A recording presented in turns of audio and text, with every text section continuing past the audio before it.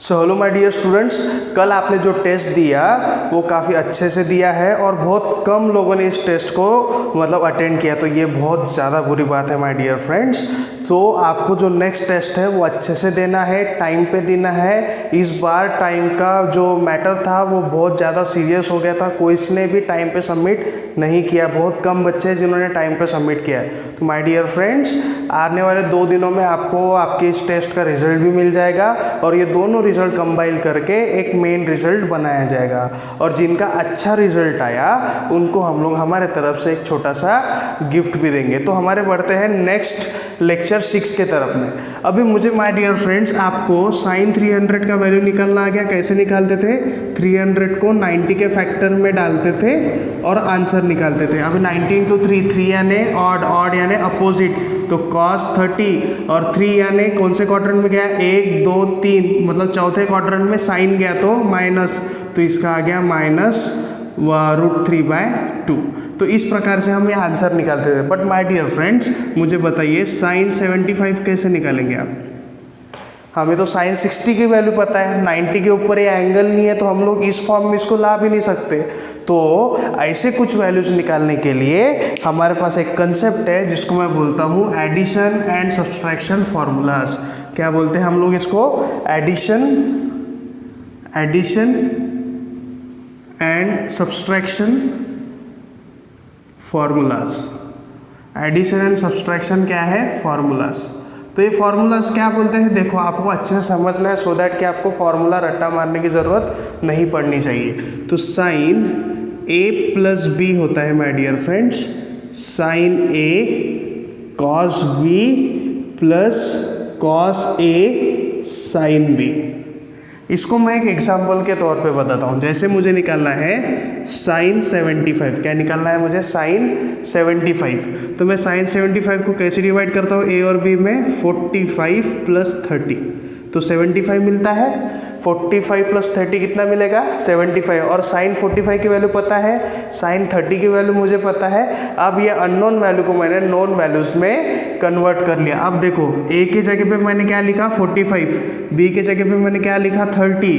तो sign a के जगह पे 45, कॉस b के जगह पे 30, कॉस a के जगह पे 45, साइन b के जगह पे 30। अब साइन 45 की वैल्यू पता है मुझे कितना है? 1/√2 इंटू कॉस 30 की वैल्यू पता है √3/2 प्लस कॉस 45 पता है 1/√2 इंटू साइन 30 पता है 1/2। तो इस प्रकार से मेरी एक वैल्यू मिलेगी √3/1 into √3 is √3, 2 into √2 is 2√2 plus 1 into 1 is 1 and 2 into √2 is 2√2। तो यहाँ मेरी वैल्यू निकली 1 प्लस √3/2√2। डिनोमिनेटर है प्लस है तो कॉमन लिखते हैं, न्यूमरेटर को ऐड कर लेते हैं। तो साइन 75 निकला है 1 प्लस √3/2√2। ठीक है, समझा? तो इस प्रकार से मैंने ये एडिशन वाला फॉर्मूला यूज़ किया। चलो और एक बार बता देता हूँ। जैसे अभी एक दूसरा फार्मूला देखते हैं, इसमें ही ये आपने नोट कर लिया होगा, तो वीडियो पॉज करके आपको इसको नोट डाउन कर लेना है। ठीक है, ये सामने में बहुत ज़्यादा इम्पॉर्टेंट है। जैसे मुझे निकालना है साइन a माइनस बी, तो क्या आएगा? सेम ऐसा ही formula, sine a cos b, plus था तो प्लस आया, माइनस था तो क्या आएगा? Minus cos a sine b। तो ये मेरा हो गया फर्स्ट फार्मूला, ये हो गया सेकंड फार्मूला, ये हो गया एडिशन वाला, ये हो गया सब्सट्रैक्शन वाला फार्मूला। तो इस पर एक एग्जांपल लेते हैं। जैसे साइन 15 डिग्री मुझे निकालना है, कितना? Sine 15 degree. तो 15 डिग्री को कैसे कन्वर्ट करूँगा? साइन 45 माइनस 30, तो कितना मिल जाएगा? 15 डिग्री। अब ये a हो गया, ये b हो गया, तो साइन a माइनस b का फॉर्मूला तो क्या होता है? साइन a यानी 45 कॉस b यानी 30 माइनस कॉस a यानी 45 साइन b यानी 30। तो कितना आएगा? Sine 45 1/√2, cos 30 is √3/2 minus cos 45 कितना? 1/√2, साइन 30 यानी कितना? 1/2। तो √3/2√2 आया माइनस 1/2√2 अब प्लस है और डिनोमिनेटर सेम है तो कॉमन, और इधर में कितना हो जाएगा √3 - 1, तो ये मिला साइन 15 डिग्री। तो इस प्रकार से हम लोग छोटी बड़ी वैल्यूज़ भी निकाल सकते हैं। अगर मैंने उसको 90 के फॉर्म में कन्वर्ट नहीं करते आया तो आप ऐसे नोन वैल्यूज़ डाल के इस फॉर्मूला में उसका आंसर निकाल सकते हैं। तो ये हो गया साइन के रूप में फॉर्मूला, ठीक है। अब ऐसा भी तो हो सकता है कि आपको cos 75 पूछा जाए, ठीक है, बट यहाँ पे तो मैंने cos का फॉर्मूला बताया ही नहीं। तो cos का फॉर्मूला माय डियर फ्रेंड्स थोड़ा डिफरेंट होता है, तो हम इसको थर्ड फॉर्मूला बोलेंगे cos a + b। कितना होगा, कैसा होगा? अभी साइन का ऐसा फॉर्मूला है तो cos का कैसा होगा? थोड़ा सोचो अच्छे से, cos का किस प्रकार से फॉर्मूला होगा, तो मैं बता देता हूँ। cos का कैसा होगा, cos से cos b प्लस है तो minus sine a sine b। देखो दोनों अलग अलग फॉर्मूले हैं, दोनों एक दूसरे से कोरिलेट नहीं करते। इधर प्लस है तो प्लस आता, माइनस है तो माइनस आता। कॉस के टर्म में ये डिफरेंट हो जाता है, यहाँ पे प्लस है तो माइनस आएगा और माइनस है तो क्या आएगा माय डियर फ्रेंड्स, प्लस। बाकी की term as it is, cos A cos B plus sine A sine B plus, यानी कौन सा फॉर्मूला है ये, माइनस वाला फॉर्मूला है, ठीक है। तो इस पर हम लोग एक एग्जाम्पल सॉल्व करते हैं, इधर ही लिख लेते हैं एग्जाम्पल को। जैसे मुझे निकालना है cos 75, तो इसको मैं कैसे लिखूँ, cos 45 + 30, जैसे साइन में लिखा। तो cos a + b का फॉर्मूला, ये a ये b, तो cos a यानी 45, cos b यानी 30 माइनस साइन a यानी 45, साइन b यानी 30। बहुत से बच्चे क्या करते हैं, प्लस है तो प्लस ले लेते हैं और आपका आंसर गलत हो जाता, तो इसका गलत नहीं करना। तो ये कितना आएगा 1/√2 और ये √3/2 माइनस 1/√2 और ये कितना आएगा 1/2। तो ये कितना मिला माय डियर फ्रेंड्स, √3 - 1/2√2 कितना मिला, cos 75, ठीक है। सिमिलरली आप निकाल सकते हैं cos 15, ठीक है। cos 15 कैसे निकालेंगे हम लोग, cos 45 - 30, तो cos a cos b plus sine a sine b, तो ये कितना आ जाएगा √3 + 1/2√2। ये आप अच्छे से सॉल्व करो तो आपको इसका आंसर मिल जाएगा। तो इसको बोलते हैं my dear friends addition and subtraction formula. तो जैसे साइन कॉस का मेरे पास में फॉर्मूला है, वैसे ही मेरे पास में फॉर्मूला है टैन का, वैसे ही मेरे पास में किसका फॉर्मूला है, टैन का फॉर्मूला। टैन का फॉर्मूला थोड़ा सोच के देखो कैसा होगा। तो ये 4 फॉर्मूले हमने यहाँ पे देख लिए। साइन के प्लस में उसके फॉर्मूला में प्लस ही रहता, कॉस के प्लस के फॉर्मूला में माइनस रहता, कॉस के माइनस के फॉर्मूला में प्लस रहता और साइन के माइनस के फॉर्मूला में माइनस ही रहता। तो अभी और एक फॉर्मूला देख लेते हैं जो काफ़ी सिंपल है, जो मैं 5th प्रॉब्लम मुझको बोलता हूँ tan a + b। ये माय डियर फ्रेंड्स ये वाला ऐसा फॉर्मूला है जो आने वाले कम से कम 6-7 चैप्टर में आपको सेम ऐसा ही फॉर्मूला पढ़ना है।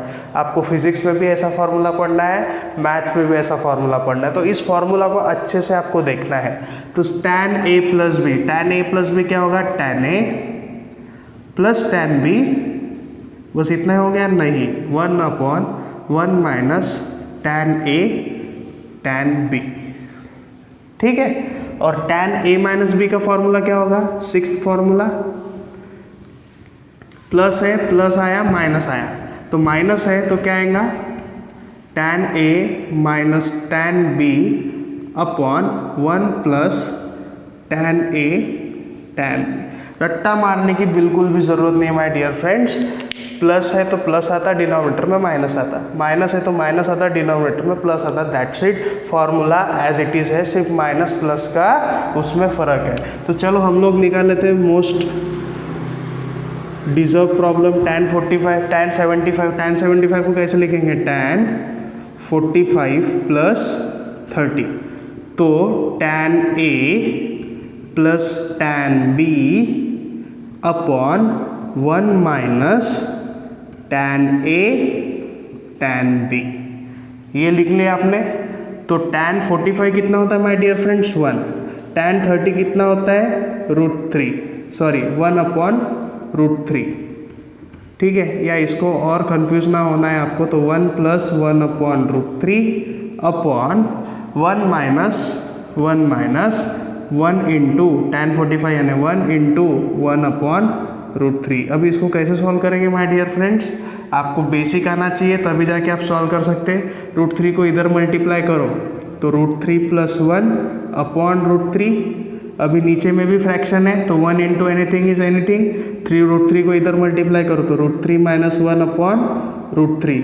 अब देखो a/b c/d है, a/b c/b है, क्योंकि b ये और ये सेम है तो मैंने यहाँ सेम लिया तो b कैंसिल हो जाता तो a/c बचता। तो ये बचेगा √3 + 1/√3 - 1। तो tan 75 कितना निकला माय डियर फ्रेंड्स, tan 75 कितना निकला √3 + 1/√3 - 1। तो इस प्रकार से मैंने tan 75 की वैल्यू निकाली। अब tan 15 की वैल्यू कैसे निकालेंगे, यहाँ पे प्लस आएगा यहाँ पे माइनस, तो 1 - 1/√3 और नीचे में आएगा 1 + 1/√3। ये फॉर्मूला अप्लाई करके देखना है, मैं डायरेक्ट कर रहा हूँ। तो √3 - 1/√3 + 1 आपका आंसर मिलेगा। तो tan 75 ये मिला, tan 15 ये मिला। तो इस प्रकार से इसका एडिशन और सब्सट्रैक्शन टैब में लिया जाता है।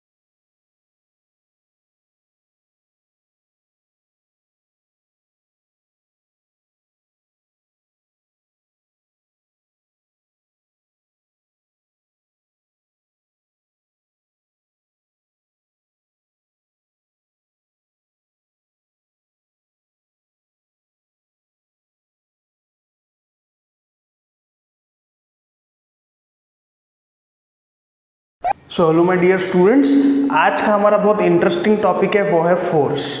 तो फोर्स मतलब क्या होता है, पहले ये चीज़ सोचो। आप ये मत देखो कि उसका क्या फॉर्मूला है, मास इनटू एक्सेलरेशन। फोर्स क्या है, जैसे मैं ये मार्कर रख रहा हूँ, अभी इसकी पोजीशन क्या है, मार्कर की रेस्ट पोजीशन है। जब मैं इस पर कुछ तो भी अप्लाई करूँगा तो ये मोशन में आ जाएगा, तब ये क्या हो जाएगा, मोशन में। अब ये हाथ है, हाथ को मैं ऐसा ऊपर कर रहा हूँ, मतलब क्या कर रहा हूँ, कुछ तो भी अप्लाई कर रहा हूँ जिसकी वजह से मेरा हाथ ऊपर जा रहा है। आप अभी चेयर पे बैठे हो, ठीक है, बट किसी ने आके आपके चेयर को धक्का दे दिया तो आप क्या हो जाएंगे, रेस्ट पोजीशन से मोशन के पोजीशन में आ जाएंगे। गाड़ी अगर रेस्ट पोजीशन पे, मैंने गाड़ी का इंजन स्टार्ट किया तो गाड़ी किसी ना किसी चीज़ के वजह से वो चल पड़ेगी। अगर आपका दरवाज़ा बंद है, वो दरवाजे को आप खोलने जा रहे हो, आपने सिर्फ हैंडल को टच किया और कुछ किया नहीं तो दरवाज़ा नहीं खुलेगा। आपको उस हैंडल को पकड़ के खींचना पड़ेगा तब जाके वो दरवाज़ा खुलेगा। आप अगर पर्टिकुलरली रनिंग कर रहे हो तो आप जब रुके हो, ठीक है, तो आप पर कोई फोर्स अप्लाई नहीं हो रहा, बट आप जब रनिंग करने जाओगे तो कुछ तो भी आपको अप्लाई करना पड़ेगा जिसके वजह से आप रनिंग के पोजीशन में आ सकते हैं। मतलब फोर्स का मैं क्या डेफिनेशन लिख सकता हूँ, an entity which changes the state of motion is called as force.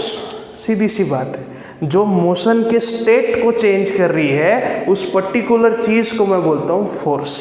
तो फोर्स का बेसिक एक फॉर्मूला होता है मास इनटू एक्सेलरेशन। तो माय डियर फ्रेंड्स, अगर इस दुनिया में फोर्स नामक चीज़ नहीं होती तो मैं आपसे बोल नहीं पाता, आप मुझे स्क्रीन पे देख नहीं पाते, अगर मुझे देखना भी है तो मुझे फोर्स लगाना पड़ रहा है, ठीक है, राइट। और हम लोग रात को सोते क्यों है, कानों को ज़्यादा अपने को सुनना ही नहीं चाहिए, आंखें बंद हो जाती है, आराम से रेस्ट पोजीशन में सोते रहते हैं। क्यों? क्योंकि जो जो बॉडी के फंक्शंस काम करेंगे उस पे अपना फोर्स अप्लाई होगा। और वो फोर्स कौन अप्लाई देगा हमको, कौन देगा? जो हम खाना खा रहे हैं, जो हम पानी पी रहे हैं, जो हम चाय पी रहे हैं, वो हर एक चीज़ से हमको एक एनर्जी मिलती है। उस एनर्जी का यूज़ करके हम लोग फोर्स लगा। तो मुझे उतना बायो नहीं आता, मैं आपको फिजिक्स के बारे में बताऊंगा कि फोर्स किस प्रकार से हमको मिलेगा और किस प्रकार से हम लोग फोर्स का अप्लीकेशन करके हम बहुत सारे अलग अलग मोशन हमारे डेली लाइफ में है जिसको हम लोग कर सकते हैं। तो सबसे पहले आपको एक सिंपल सा फॉर्मूला याद रखना है, वो है F इक्वल टू माँ। तो father is equal to mother, ऐसा सॉर्ट ऑफ है, आप लर्न कर सकते हो। जैसे फॉर एग्जाम्पल आपका वेट और मास क्या होता है, ये बेसिक चीज़ मुझे बताइए, आपको फोर्स का मतलब पता चल जाएगा। वेट, जैसे आप जाते हो, आप पर्टिकुलर वेइंग मशीन के ऊपर में आप खड़े हो जाते हो तो आपका वेट कुछ तो भी आता है, जैसे 78 आया, 56 आया, 65 आया, या जो भी है, ठीक है। तो ये आपका वेट आया, फिर मास कितना हुआ, ठीक है। हम जो केजीज में गिन रहे हैं, क्या वो मशीन सही बता रही है? अगर आप जाके उसमें खड़े हो जाते हो तो आपको एक पर्टिकुलर चीज़ मिलेगा ना, वो पर्टिकुलर आंकड़ा मिलेगा, क्या वो वेट है आपका कि मास है? उसको वेइंग मशीन बोलते हैं या मास मशीन बोलते हैं? क्या बोलते हैं उसको? Weighing machine. यानी ये जो दिखाता है ये आपका केजीज में दिखाता है, but my dear friends, according to physics this is not kgs, this should be newton. क्योंकि आप जिस वेइंग मशीन के ऊपर में आप खड़े हो गए हो तो इस पर जी भी अप्लाई हो रहा है, जी यानी ग्रेविटी अप्लाई हो रही हो। ग्रेविटी के वजह से आप खड़े हो पा रहे हो, मैं अभी आपको लेक्चर दे पा रहा हूँ, आप अभी बैठ पा रहे हो, किस चीज़ की वजह से? ग्रेविटी की वजह से है। और ग्रेविटी यानी क्या होता है माय डियर फ्रेंड्स? एक्सेलरेशन होता है। क्या होता है? Acceleration due to gravity. ये क्या होता है? जी यानी एक्सेलरेशन ड्यू टू ग्रेविटी। तो इसके बाद जब आप मतलब अपना वेट गिनने जाओगे तो आपको केजीज में नहीं बोलना है, आपको उसमें क्या बोलना है? न्यूटन्स में बोलना है। बट चलो अभी हर जगह पे फिजिक्स तो हम लोग अप्लाई करेंगे नहीं, तो हम लोग उसको केजीज में ही गिनते। बट मास क्या होता है? वो एक्चुअल कंटेंट होता है आपका, वो आप केजीज में गिन सकते हो। वो आप किस में गिन सकते हैं? केजीज में। जैसे फॉर एग्जाम्पल अगर आपका मास सपोज है 8 kgs, अगर आपका मास कितना है? 8 kg, मतलब आपके अंदर जो चीज़ें भरी पड़ी है, जो उसका जो एक्चुअल मास है, एक्चुअल कंटेंट है, वो 8 kg है। तो आपका वेट कितना हो जाएगा माय डियर फ्रेंड्स? वेट यानी फोर्स यानी माँ, और माँ यानी एक्सेलरेशन के जगह पे मैं ग्रेविटी लिख सकता। तो मास है 8 kg, ग्रेविटी कितना ले लो? 10, तो ये हो जाएगा 80 न्यूटन, जो आपकी वेइंग मशीन बताती है। मतलब अगर आपके वेइंग मशीन ने आपका मास 56 kgs बताया तो उसको डिवाइड बाय 10 कर लेना सरल, और आपको सीधा कितना मिल जाएगा? 5.6 किलो, मतलब सिर्फ और सिर्फ 5.5 किलो के आप लोग। तो ये है माय डियर फ्रेंड्स फोर्स का करिश्मा, जो आपको अभी डेली लाइफ में एक सिंपल सा एग्जांपल लेके देखने को मिलता है। तो फॉर एग्जांपल हम लोग एक छोटा सा एग्जाम्पल लेते हैं। अभी इसके पहले हमने 3 लॉज ऑफ मोशन देखे हैं, क्या? v is equal to U plus A T, S is equal to U T plus half A T square, V square is equal to U square plus 2as। ये अगर हमने देखा है तो इस पर एक एग्जाम्पल सॉल्व करके देखो, ठीक है। अब क्या है वो एग्जाम्पल कि मैं इधर क्वेश्चन लिख रहा हूँ, if A car travels with velocity 20 meter per second, suddenly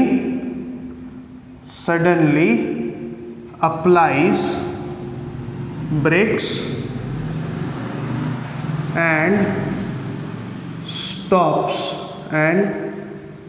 stops after 5 seconds, find the braking force of the car if mass of car is 100 kg। ठीक है, मुझे क्या निकालना है, ब्रेकिंग फोर्स। अब तक मैं क्या निकालने को बोल रहा था आपको, ब्रेकिंग एक्सेलरेशन या रिटार्डेशन में आपको बोलता था, टाइम निकालने को बोला था। बट अभी नेक्स्ट लेवल पे अगर हम लोग जाएंगे तो मुझे क्या निकालना पड़ेगा, फोर्स निकालना पड़ेगा। तो माय डियर फ्रेंड्स देखो गिवन क्या क्या है, गिवन क्या है कि if a car travels with velocity, यानी इनिशियल वेलोसिटी दिया है 20 मीटर पर सेकेंड। ठीक है, आपको मेरे साथ साथ में आप लोग लिख सकते हैं। तो suddenly applies brake and stops यानी फाइनल वेलोसिटी हो जाएंगी 0 मीटर पर सेकेंड। आफ्टर कितना सेकंड बोला, टी इक्वल टू 5 सेकेंड्स बोला। ठीक है, तो फाइंड द ब्रेकिंग फोर्स यानी फोर्स निकालना है। ठीक है, फिर हम लोग लिखेंगे सॉल्यूशन। अब फोर्स के लिए माय डियर फ्रेंड्स क्या लगता है, मास लगता। तो मास भी हम लोग को दिया है, मास कितना दिया है 100 kg। एक्सेलरेशन लगता, तो एक्सेलरेशन मुझे निकालना पड़ेगा, तब जाके फोर्स में। तो एक्सेलरेशन कैसा मिलेगा, रुक रही है कार, ज़्यादा स्पीड से कम स्पीड हो रही है, मतलब एक्सेलरेट हुई या डिसिलरेट हुई, डिसिलरेट हुई। तो ये एक्सेलरेशन निकालने के लिए मैं क्या करता हूँ, सिंपल सा एक फॉर्मूला है, a is equal to V minus U upon T, जिसको मैं v is equal to U plus A T भी बोलता। ठीक है, बट मैं ये वाला फॉर्मूला है, इसको इधर लेके आना, इसको इधर लेके आओ, टी को नीचे, तो ये वाला फॉर्मूला बन जाता।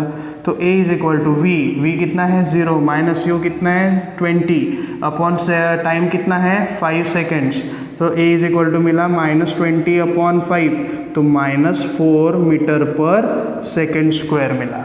ठीक है, अब -4 मिला, माइनस यानी क्या होता है, माइनस साइन इंडिकेट्स कौन सा, इट इज डिसिलरेशन। ठीक है, माइनस साइड इंडिकेट्स इट्स डिसिलरेशन।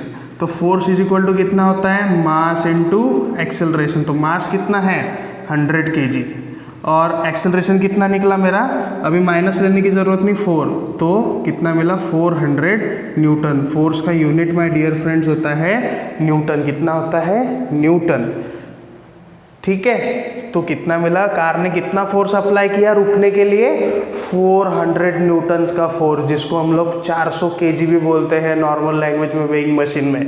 तो 400 न्यूटन का फोर्स जब कार अप्लाई करेगी चलते वक्त, तभी जाके कार रुक पाएगी। तो इस प्रकार से माय डियर फ्रेंड्स हम लोग अपने फॉर्मूलाज का यूज करके फोर्स निकाल सकते हैं, राइट। फिर हम लोग जैसे ये एक एग्जाम्पल हो गया, तो इस प्रकार से कुछ और एग्जाम्पल्स मैं आपको दूंगा जो हम लोग नेक्स्ट क्लास में लेंगे। बस इसमें इतना समझने की ज़रूरत है कि फोर्स क्या होता है, मास इनटू एक्सेलरेशन। और एक चीज़ समझने की ज़रूरत है कि without force we can't do a single thing. जब तक फोर्स अप्लाई नहीं होगा, फोर्स का यूज़ नहीं होगा, हम लोग हमारे डेली लाइफ में कुछ भी चीज़ें नहीं कर सकते। जैसे एक सिंपल सा एग्जांपल है कि कार को ब्रेक लगाने के लिए भी कितना न्यूटन का फोर्स यूज़ करना पड़ा, 400 न्यूटन का फोर्स। तो इस प्रकार से माय डियर फ्रेंड्स फोर्स की ये कथा है, जिसको हम लोग कल और कंटिन्यू करेंगे।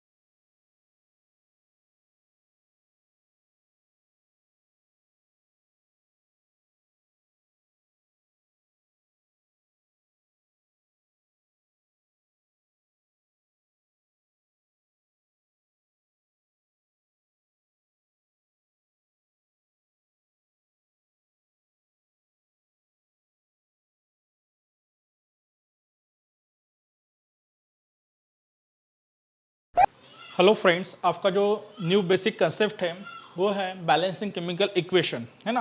केमिकल रिएक्शन को कैसे क्या बैलेंस करना वो अपने को देखना है।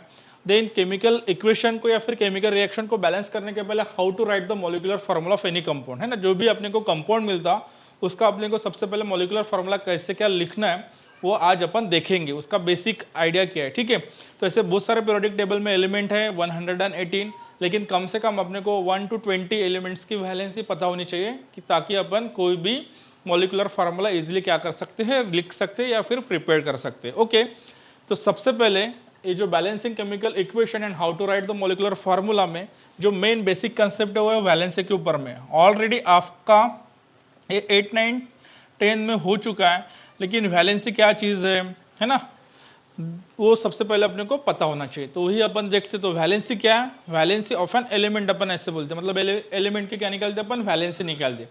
हाँ, और वैलेंसी ये क्या रहती है, स्टेबल फॉर्म में रहती है। स्टेबल फॉर्म में मतलब वो वेरिएबल नहीं रहती, और वेरिएबल वैलेंस रहती तो उसको अपन क्या कहते हैं, ऑक्सीडेशन स्टेट। वो आपको 12th में पता चल जाएगा, मतलब आप 11th और 12th में पढ़ोगे तो वेरिएबल ऑक्सीडेशन स्टेट का भी आपको कंसेप्ट दिया हुआ है। तो देखते हो वैलेंसी, वैलेंसी क्या है, तो सबसे पहले इसकी definition, valency it is an combining capacity of an element, okay, by accepting और donating the electron it form a stable electronic configuration. मतलब एलिमेंट के लास्ट आउटरमोस्ट शेल में यदि वैलेंस 8 इलेक्ट्रॉन होंगे तो उस एलिमेंट को अपन क्या कहते हैं कि वो एलिमेंट क्या हो गया, स्टेबल हो गया। उसी को क्या कहते हैं अपन, उस एलिमेंट की वैलेंसी कहते हैं ना, स्टेबल। तो वैलेंसी भी क्या रहेंगी, स्टेबल रहेंगी। क्या डेफिनेशन है, it is an combining capacity, okay, किसकी, एलिमेंट की। तो combining capacity of an element लिख लेते हैं, combining capacity of an element, okay, to form a stable electronic configuration, to form a stable electronic configuration, stable electronic configuration form करता। Stable electronic configuration form करता मतलब last outermost shell में कितने valence electron होने चाहिए, 8। Stable electronic configuration, देखो configuration कौन सा देख रहे हैं अपन, इलेक्ट्रॉनिक, प्रोटॉनिक कॉन्फ़िगरेशन नहीं देख रही। ये भी बात आपको ध्यान में रखना है, जो भी एक्सेप्टिंग होगा या फिर डोनेटिंग होगा वो क्या होगा, आपका फंडामेंटल एलिमेंट क्या कहता है, मतलब इलेक्ट्रॉनिक क्या होगा, एक्सेप्टिंग या तो फिर donating. Stable electronic configuration bye accepting, donating और गेनिंग द इलेक्ट्रॉन। गेनिंग और शेयरिंग भी कह सकते हैं, शेयर भी होता है इलेक्ट्रॉन, है ना, एक दूसरे के इसमें शेयर होता है, तो शेयरिंग द इलेक्ट्रॉन, उसको क्या कहते हैं अपन, वैलेंसी कहते हैं। मतलब ये क्या रहेगी, कोई भी एलिमेंट की वैलेंसी। क्या definition, it is an combining capacity of an element to form a stable electronic configuration. Stable के ऊपर में अपने को ध्यान देना है ना। तो स्टेबल इलेक्ट्रॉनिक कॉन्फिगरेशन अपन कौन से एलिमेंट का कहते हैं कि जिसके एलिमेंट के ऊपर में या फिर लास्ट आटोमिक शेल में कितने वैलेंस इलेक्ट्रॉन हो, 8 वैलेंस इलेक्ट्रॉन हो। तो ऐसे बहुत सारे एक दो ऐसे भी एलिमेंट है, एक हाइड्रोजन है और हेलियम है, वो कौन सा रूल फॉलो करते हैं, डुप्लेट रूल फॉलो करते हैं। तो भी देखते हैं कि एलिमेंट का एटॉमिक नंबर क्या है, then electronic configuration, electronic distribution, मतलब वो कौन सा इलेक्ट्रॉन कौन से शेल में आता है वो भी अपन देखेंगे, और उसकी क्या निकालेंगे अपन, वैलेंसी निकालेंगे, ठीक है। तो उसके लिए अपने को कम से कम पीरियोडिक टेबल में जो 1 to 20 एलिमेंट्स है उसका एलिमेंट का एटॉमिक नंबर भी क्या होना चाहिए, पता होना चाहिए, ठीक है। तो देखते हैं, सबसे पहले आपकी जो पीरियोडिक टेबल का पहला, मतलब यहाँ पे लिख देता एलिमेंट, है ना, एलिमेंट लिख दिया, फिर उसका सिंबल भी ले लेते हैं, ये 10 में हो चुका है। और एक बात और ध्यान में रख सकते हो आप, ग्रुप ऑफ एटम या फिर एटम की अपन क्या निकाल सकते हैं, वैलेंसी, मतलब सिंगल एटम भी हो सकता है या फिर ग्रुप ऑफ एटम भी हो सकता है, उसके अपन क्या निकालते हैं, वैलेंसी। तो element, then symbol, then atomic number, ठीक है। एटॉमिक नंबर के बाद में इलेक्ट्रॉनिक कॉन्फ़िगरेशन, वो कौन से शेल में आता है, इसका डिस्ट्रीब्यूशन पहले ही कर देते हैं अपन, इलेक्ट्रॉनिक कॉन्फ़िगरेशन, और लास्टली क्या रहता है आपकी, वैलेंसी, है ना। स्टेप बाय स्टेप एक एक अपन एलिमेंट देखेंगे, ठीक है। तो पहला एलिमेंट कौन सा आपका, हाइड्रोजन है, यहाँ पे हाइड्रोजन आ जाएगा। What is the symbol of hydrogen, that is H। तो यहाँ पे H, एटॉमिक नंबर अपन हाइड्रोजन के या फिर कोई भी एलिमेंट पे सबस्क्रिप्ट के, सबस्क्रिप्ट मतलब नीचे और सुपरस्क्रिप्ट मतलब ऊपर। तो एटॉमिक मास नंबर ऊपर और एटॉमिक नंबर नीचे, ऐसे क्या करते हैं, रिप्रेजेंट करते हैं। तो 1 इसका एटॉमिक नंबर है, तो ये 1 है, ठीक है, यहाँ पे 1। Then electronic configuration, electronic configuration के लिए अपने पास में बहुत सारे, मतलब 4 so many more than main shell है, और उस मेन शेल का क्या करते हैं अपन, सब शेल में डिवाइडेशन करते हैं। तो सब शेल कौन से आपके पास में, SPDF, और मेन शेल कौन से आपके पास में, तो यहाँ पे मैं 1 2 लिख देता, K L और M है ना, इतने का ही काम है तो इसमें आ जाएगा। और एक फोर्थ वाला कौन सा है, N। इसका डिवाइडेशन यदि देखते हैं मतलब सब शेल, ये है आपका मेन शेल, मेन शेल का सब डिवाइडेशन एक ही सब शेल में हुआ, कौन सा है, S। दूसरे शेल का नंबर भी दे देता, दूसरे शेल का डिवाइडेशन कितने इसमें हुआ है, दो कौन से S और P। तीसरे इसका कौन से किस में हुआ है, 3 सब शेल में, कौन से SP, D। और चौथे शेल का कौन से इसमें डिवाइडेशन हुआ है, SP, DF। तो अपन ज्यादातर कौन सा इलेक्ट्रॉनिक कॉन्फ़िगरेशन देख रहे हो, उसका ground state electronic configuration, excited state वाला नहीं देखते। एक्साइटेड स्टेट में अपन क्या लिखते हैं, 1s1 2s1 2p1 वगैरह लिखते हैं, तो वो नहीं देखेंगे डायरेक्टली, अपन ब्रॉडली जो उसका क्लासिफिकेशन है वही अपन देखेंगे, ठीक है। तो यहाँ पे आप हाइड्रोजन देन एटॉमिक नंबर 1 यहाँ पे मैंने लिख लिया। तो इसका जो इलेक्ट्रॉनिक डिस्ट्रीब्यूशन है वो कहाँ पे आ जाएगा, पहली शेल में आ जाएगा, क्योंकि पहली शेल की कैपेसिटी कितने इलेक्ट्रॉन की रहती है, 2 इलेक्ट्रॉन की, तो इजीली एक ही है, तो एक यहाँ पे आ जाएगा, तो 1।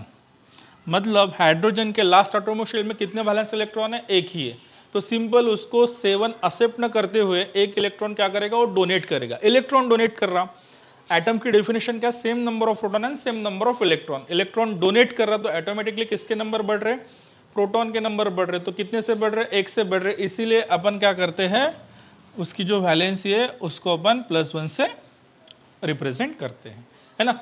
वैलेंसी प्लस में भी नहीं रहती और माइनस में भी नहीं रहती, लेकिन जो अपन वैलेंसी क्या करते हैं, वैलेंसी या फिर नंबर ऑफ प्रोटॉन और नंबर ऑफ इलेक्ट्रॉन, तो उस चार्ज में मतलब इलेक्ट्रॉन का चार्ज हो तो नेगेटिव और प्रोटॉन का चार्ज हो तो पॉजिटिव, कौन से नंबर कम है उस नंबर के ऊपर में डिपेंड रहता उसकी वैलेंसी। यहाँ तक क्लियर है। सेकंड कौन सा आपका, हेलियम है ना। सेकंड जो एलिमेंट हो कौन सा एलिमेंट आपका, हेलियम एलिमेंट है।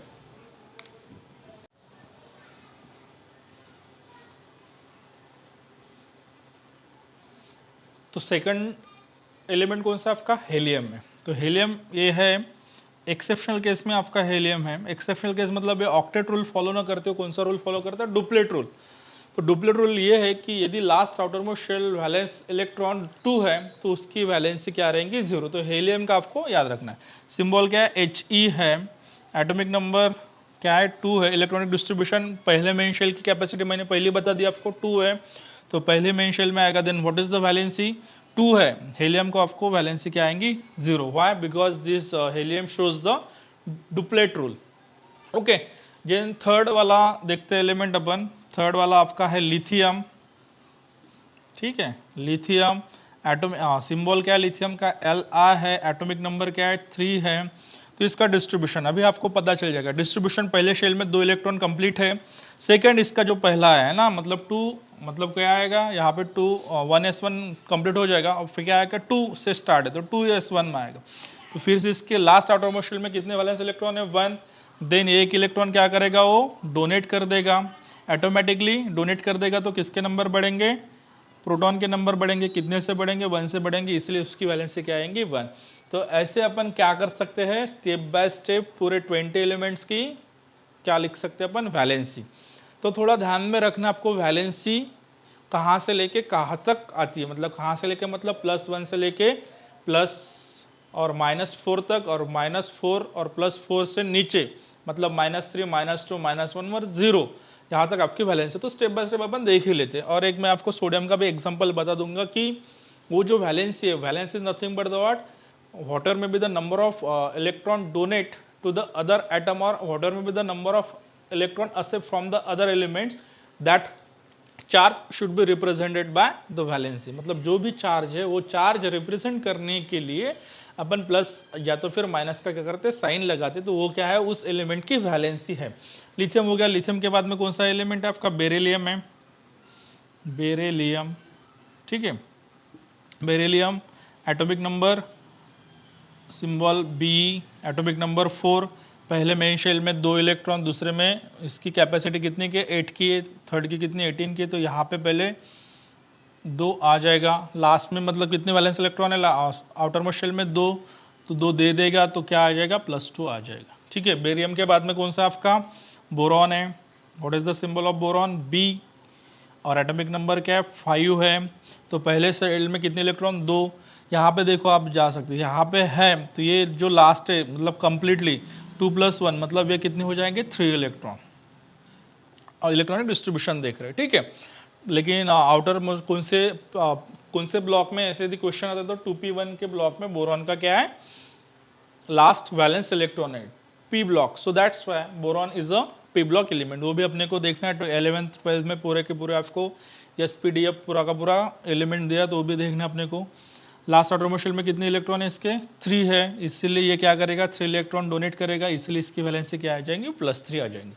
बोरॉन होने के बाद में कौन सा इलेक्ट्रॉन है आपका, कार्बन है। हाँ, ये वाला कार्बन जहाँ से अपन ने इसका बेसिक कंसेप्ट स्टार्ट किया था। कार्बन, कार्बन का सिंबल क्या है, C है, एटॉमिक नंबर क्या है, 6 है, और डिस्ट्रीब्यूशन क्या रहेगा, 2 4।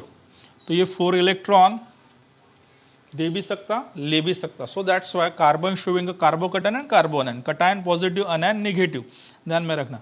तो प्लस और -4 इसकी क्या है, वैलेंसी है। और इसके पहले भी अपन ने बातचीत की थी, carbon shows the tetra valency, है ना, टेट्रा वैलेंसी मतलब उसकी वैलेंसी क्या है, 4 है, तो +4 और -4 दोनों भी कर सकता है। देखो अभी इसके बाद में कार्बन, तो यहाँ पे आप देख सकते हो ये नाइट्रोजन है, नाइट्रोजन का symbol N, what is the atomic number, that is the 7, मतलब एटॉमिक नंबर 7। इलेक्ट्रॉनिक डिस्ट्रीब्यूशन पहले सेल में कितने, 2, सेकंड में कितने आएंगे, 5 आएंगे। तो ये क्या करेगा, 5 डोनेट ना करते हुए 3 एक्सेप्ट करेगा, क्या एक्सेप्ट कर रहा है, इलेक्ट्रॉन।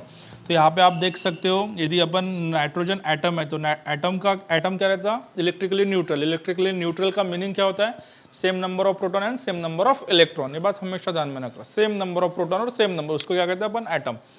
तो कितना है इसके पास में, 7 एटॉमिक नंबर है, तो नंबर ऑफ प्रोटॉन कितना है इसके पास में, नंबर ऑफ प्रोटॉन 7 है, ठीक है, ये ध्यान में रखना। और नंबर ऑफ इलेक्ट्रॉन भी कितना है, उतना ही रहता, जितना प्रोटॉन रहता उतना क्या रहता, इलेक्ट्रॉन रहता, ठीक है। तो यहाँ पे आप देख सकते हो लास्ट वैलेंस शेल में कितने वैलेंस इलेक्ट्रॉन है इसके पास में, 5, ठीक है, 5 है। तो ये क्या कर रहा, 3 एक्सेप्ट कर रहा, 3 क्या एक्सेप्ट कर रहा, इलेक्ट्रॉन एक्सेप्ट कर रहा, मतलब इलेक्ट्रॉन के नंबर कितने हुए, 10, और प्रोटॉन के नंबर कितने हुए, 7 ही रह गए। कितने से इंक्रीज हुए, 3 से, मतलब यहाँ पे सेम नंबर ऑफ यदि पॉजिटिव 1 2 3 4 5 6 और 7 देते हैं, 1 2 3 4 5 6 7 8 9 10, तो ये क्या हो जाएगा, माइनस माइनस माइनस माइनस से कैंसिल हो जाएगा, बचेंगे कितने इसके, 3, क्या बचे, -3 electron. So that's why the nitrogen shows the -3 valency. ये बात आपको हमेशा ध्यान में रखना। नेक्स्ट समझाइए, इलेक्ट्रॉन के नंबर बड़े, कितने से बड़े, 3 से बड़े, इसलिए -3 उसके ऊपर में चार्ज आ जाएगा। ओके, नेक्स्ट है नाइट्रोजन के बाद में कौन सा एलिमेंट है आपका, कार्बन हो गया, नाइट्रोजन हो गया, ऑक्सीजन है ना, ऑक्सीजन ले लेते, ऑक्सीजन, ठीक है। तो ऑक्सीजन का सिंबल वो, और ये भी बात हमेशा ध्यान में रखना, जो भी एलिमेंट गैसेस फॉर्म है वो कौन से फॉर्म में लिखते हैं अपन, कंबाइंड फॉर्म में, मतलब सिंगल नहीं रहते, O2 N2 H2 ऐसे लिखते हैं। What is the atomic number of oxygen, 8, distribution 2 6, last outer most shell में कितने वैलेंस इलेक्ट्रॉन है, 6, तो 2 क्या करेगा, ये इलेक्ट्रॉन एक्सेप्ट करेगा और अपना इलेक्ट्रॉनिक कॉन्फिगरेशन क्या करेगा, stable. So the valence of oxygen is -2। एक एक बता रहा, वो आपको वर्कशीट में लिखना है। ऑक्सीजन के बाद में कौन सा आपका, फ्लोरीन, फ्लोरीन है ना, सिंबल क्या है इसका, Fe है, एटॉमिक नंबर क्या है, 9 है, या फिर लिख लिया 9। इलेक्ट्रॉनिक डिस्ट्रीब्यूशन 2 7, वैलेंस इलेक्ट्रॉन कितने, 7 है। देखना valence electron is nothing but the water में भी the electron present in last atomic shell, उसको क्या कहते हैं अपन, वैलेंस इलेक्ट्रॉन। वैलेंसी नहीं, 7 है, तो एक इलेक्ट्रॉन एक्सेप्ट करेगा, इसलिए इसकी वैलेंसी क्या हो जाएगी, 1 हो जाएंगी, है ना, बहुत ही सिंपल है। देन फ्लोरीन हो गया, फ्लोरीन के बाद में क्या है आपका, neon. Then what is the atomic number of neon, symbol है उसका Ne, नियॉन का एटॉमिक नंबर है 10, इलेक्ट्रॉनिक डिस्ट्रीब्यूशन क्या हो जाएगा, 2 8 हो गया, 2 8। अभी 8 लास्ट एटॉमिक शेल में 8 इलेक्ट्रॉन है, तो ये स्टेबल हो गया, इसलिए इसकी वैलेंसी क्या रहेंगी, 0 रहेंगी, है ना।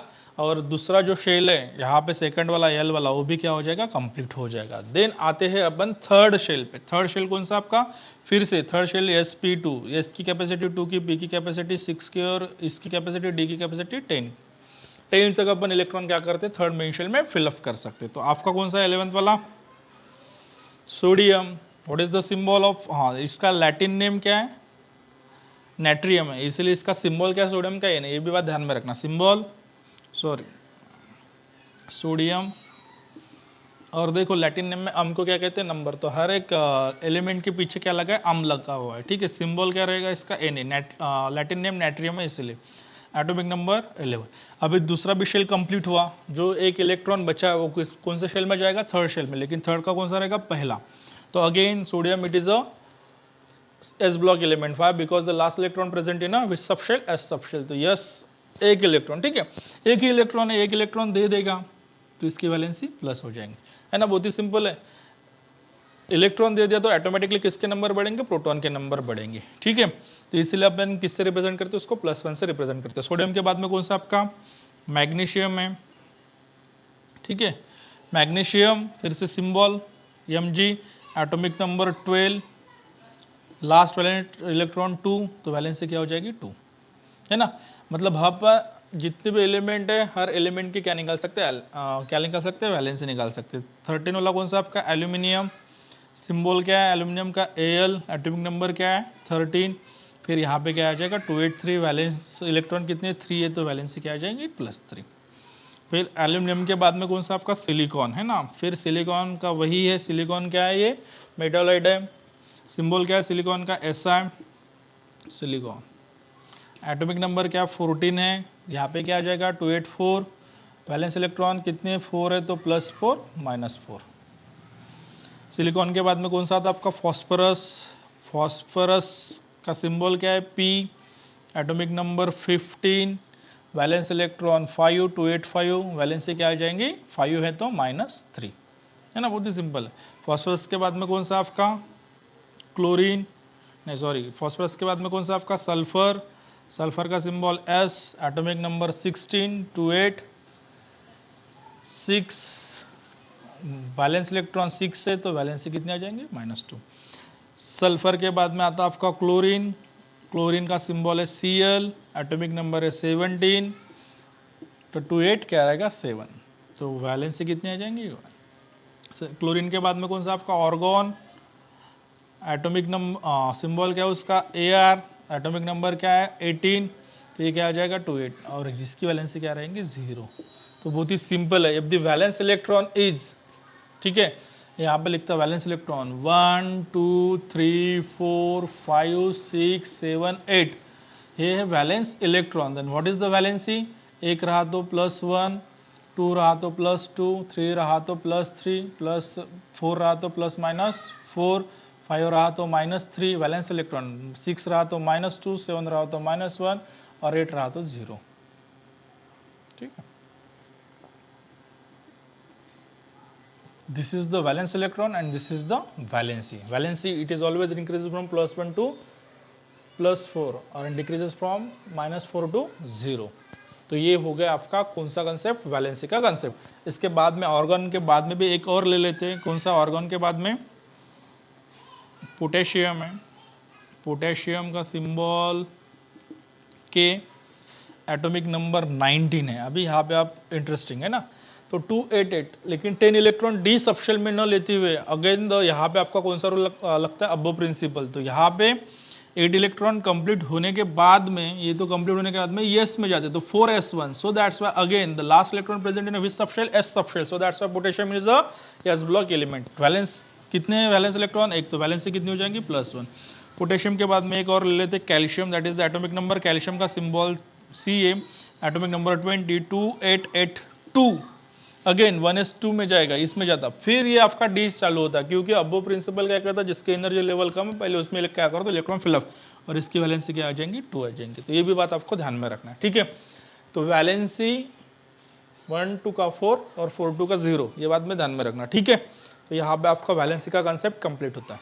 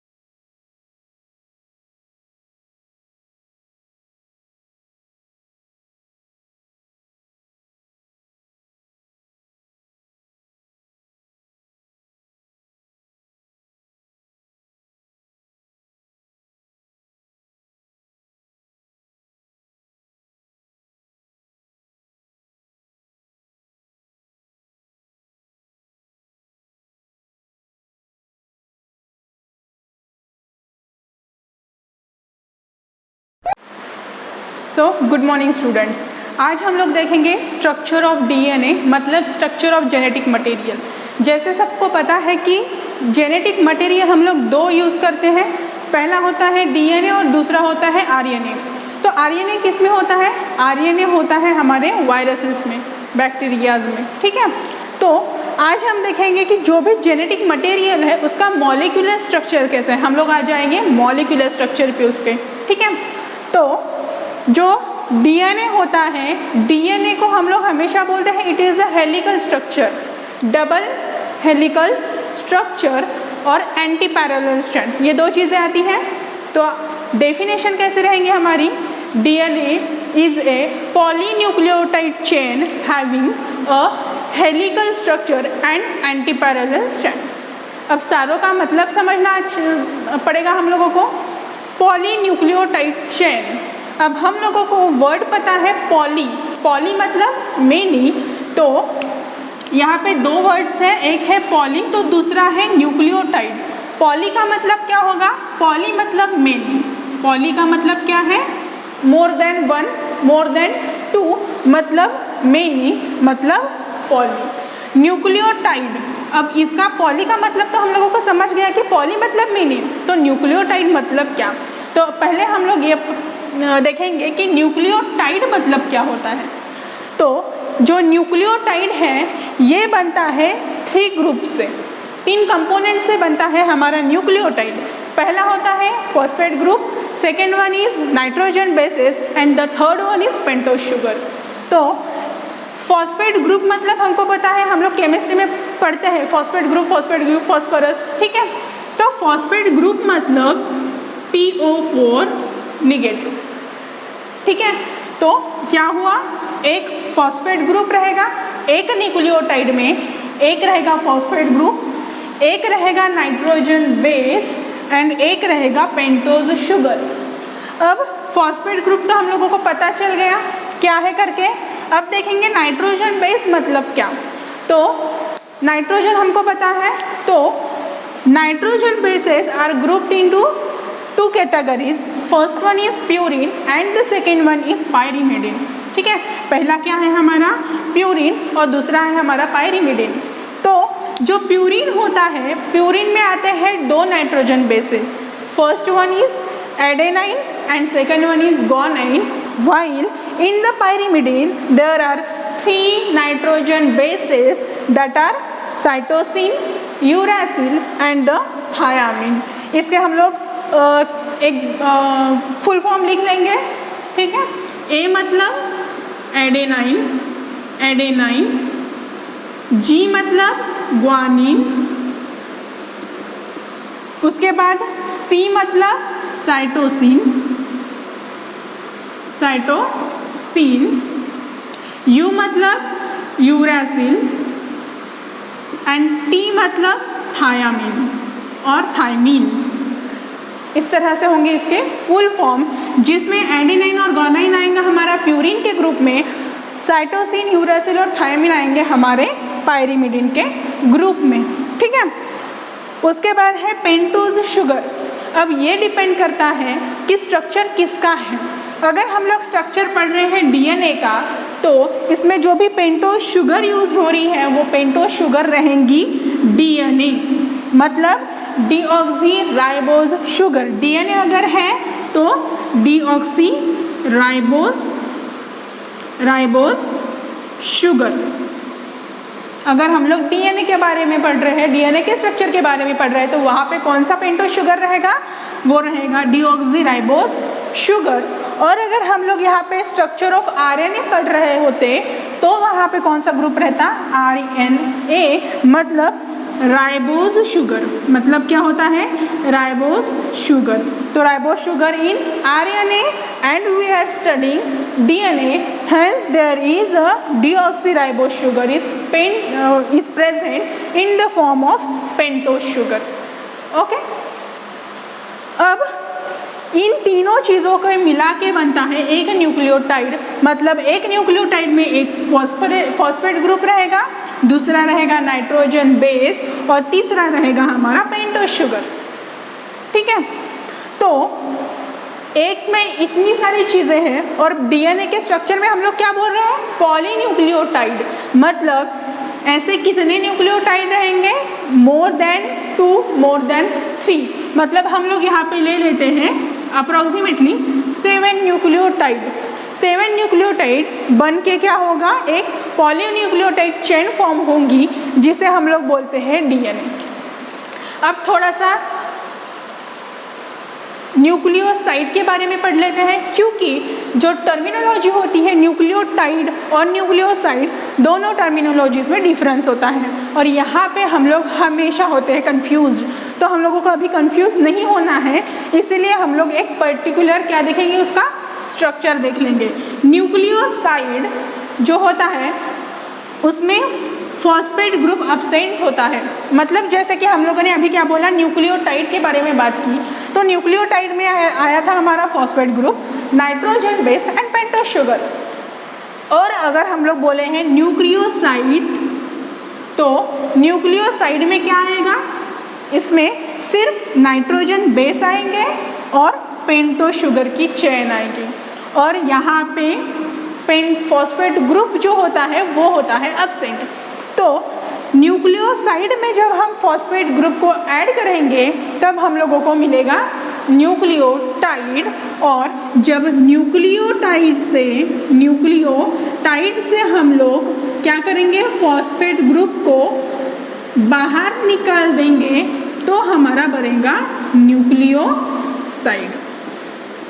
तो यहाँ पे डिफरेंस समझ में आ गया।